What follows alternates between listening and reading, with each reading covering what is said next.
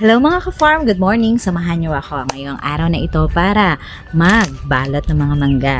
Kasi yung mga mangga natin na chokonan, nakita natin kahapon ay puro na siya tusok ng mga fruit fly. So ngayon, agapan natin, gawa natin siya ng paraan, balutan natin siya katulad ng ginagawa sa mga commercial na mangga, yung mga binibenta para maging makinis at maging maganda yung laman niya.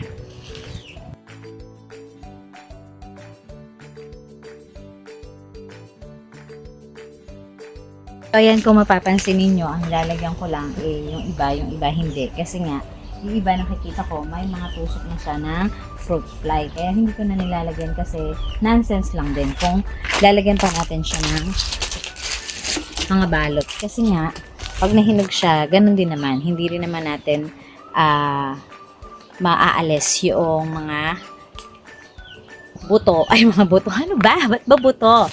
Is nga mangga, no? Yung mga itlog ng fruit fly. So, kapag ka nahinog yung mangga, kasabay na nitong maghihinog yung mga itlog at magiging uod na siya. So, hindi na rin natin siya mapapagod.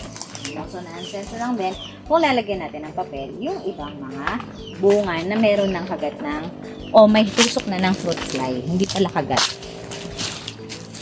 Kasi, sting nga pala. So, ito yung lalagyan natin.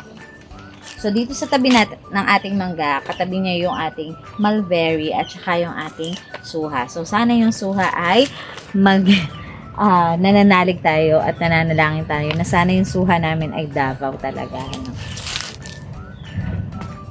So, napakadami kasing bunga na to. So, nakalimutan na hindi na natin siya napabalutan.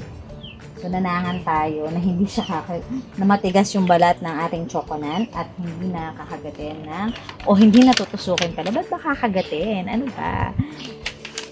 Kakagatin kasi. Hindi na siya tutusukin na.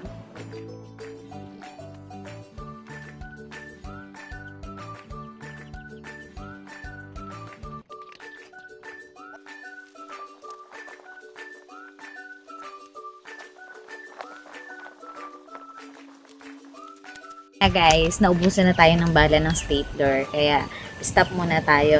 So, next time na ulit, tayo ano ba tawag dito? Magbabalot.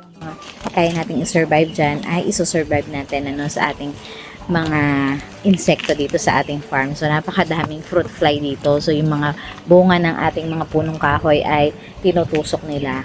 So, yun lang guys. Thank you for watching.